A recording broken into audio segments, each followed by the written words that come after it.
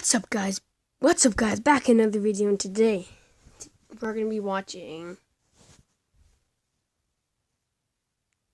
scary videos. Oops, what did I click on?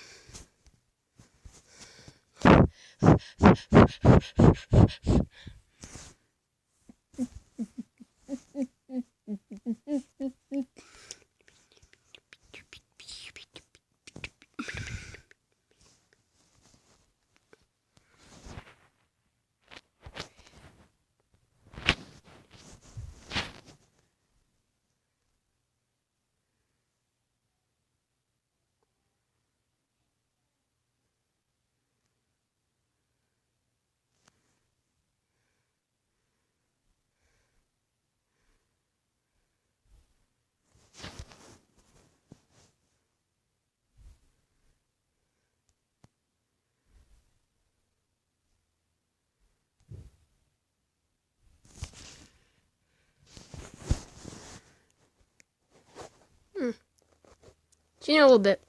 Found one. I don't even know what this is.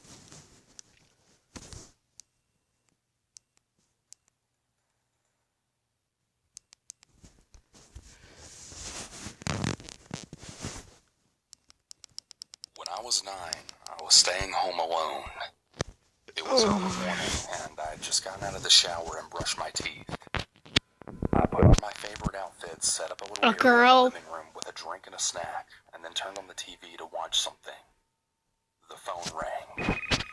I went across the house to go answer it. The voice on the other end was, well, really familiar and really comforting for me. He asked me about my day so far, and he made small talk. After about a minute or so, he then said, "I like your outfit. Is pink your favorite color?" I replied back with, "Oh, thank you. No, it isn't." "What were you planning on watching on TV?" he asked. It took me a few seconds to understand what was happening, as I was only 9 years old and very naive. The voice on the other end of the phone then changed. It became deep and raspy and horrific. The voice then proceeded to describe all these horrible things that they wanted to do to me, and in detail. I went numb. My skin felt as if it were on fire. Pause it for a second. Why is there a boy talking about the girl? How? Was racing. That's stupid. I had never been more terrified in my entire life. I slammed down the phone, and then I called my mom at work. I tried to explain what happened, and I'm not sure I was making much sense. She got on to me for answering the phone, and she told me to go back about my day.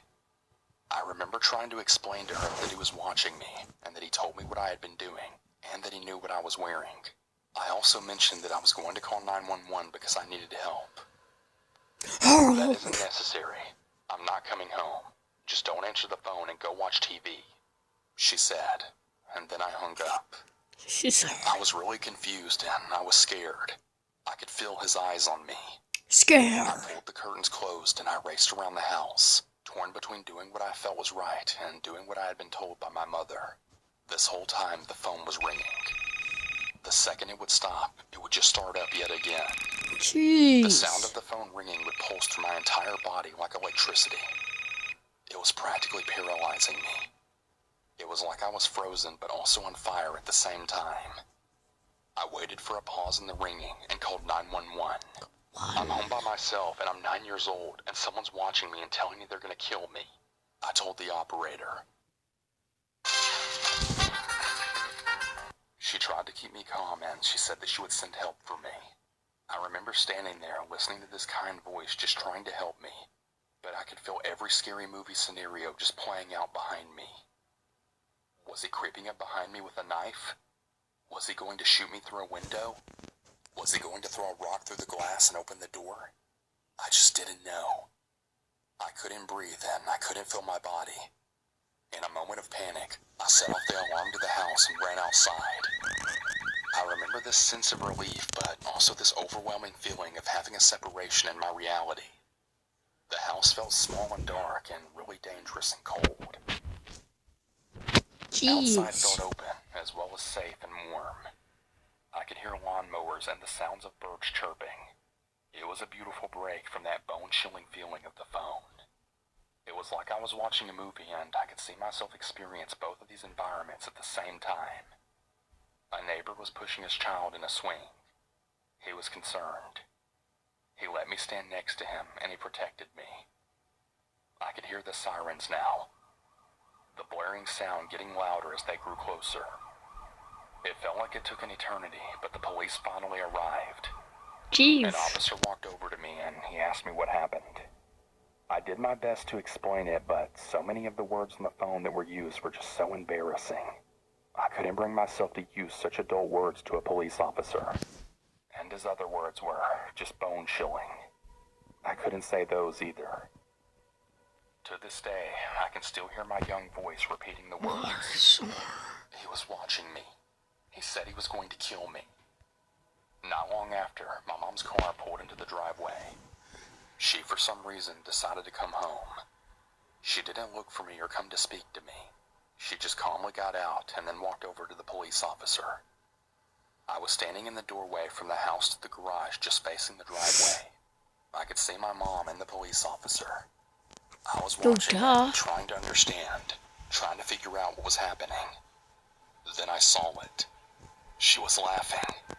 My face was swollen from tears, my heart still racing, and my skin was on fire. And my mom was laughing? What the hell was going on? Very slowly, I crept a little closer, and I then overheard. I'm so sorry about this. I guess she just got scared being home alone and overreacted. I'm really sorry. What the hell's happening? What did I do wrong? Did I imagine this? Was this a dream? Should I not have called 911? Did I actually overreact? My memory of what happened after that is a little hazy. I remember refusing to stay home alone and the sound of the phone ringing just rippling through my body. It wasn't something I liked discussing. I refused to repeat what had been said to me by the voice on the phone. My mom decided that she knew who did it, but she didn't even know the details. There was no investigation. No one was questioned. She told me it was a boy who was the same age as me who lived across the street.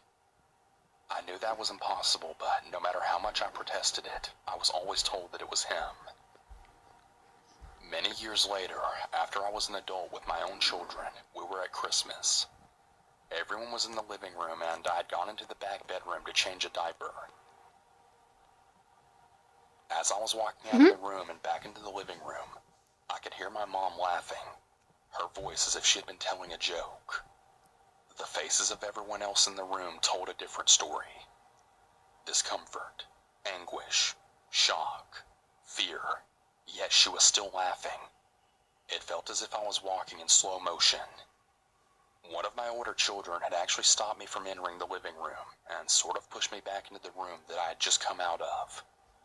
She just told the story of you being home alone and the man threatening to kill you. She told it like it was a joke or something. Like some funny story from your childhood. My child told me.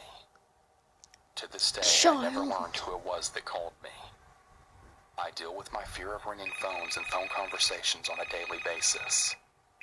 It's awful.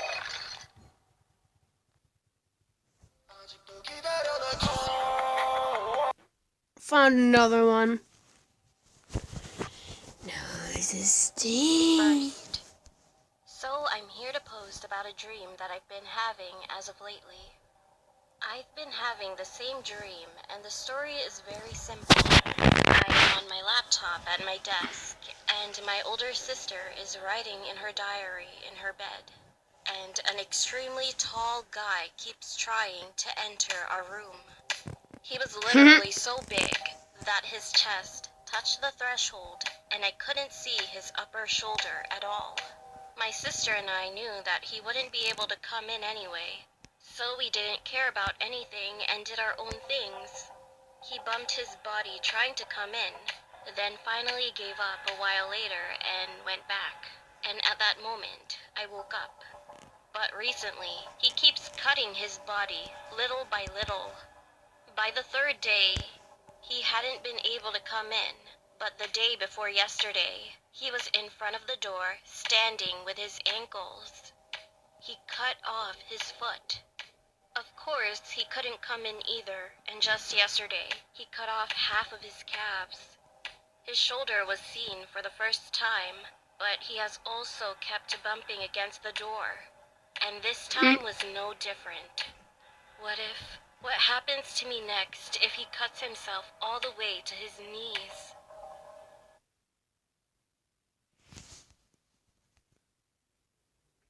Skip down. And we're done. This.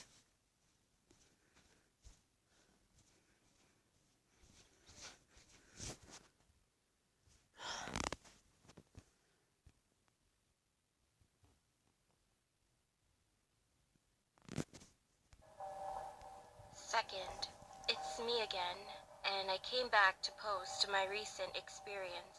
2 days later, my worries became a reality. I had a dream again that day, and this time he really cut himself to his knees. I'm not going to explain all the details, but all I could see was his abnormally big mouth, and he was smiling brightly. Then I woke up. I was too scared to go back to sleep after just seeing his face. After that, I gave up on sleeping for a couple of days. I drank all night with my friends. How old is this girl?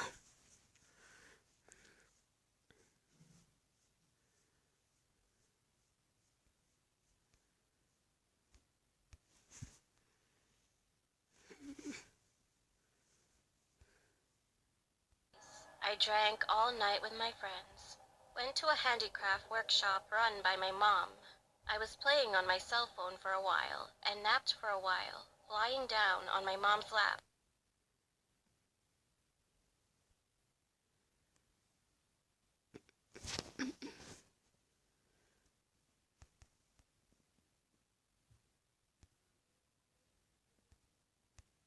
Is this working?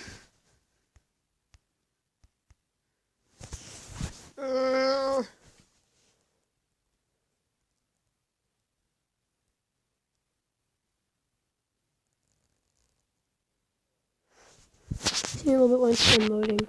So we have to end the video. It keeps glitching. And yeah. Next video. Bye bye.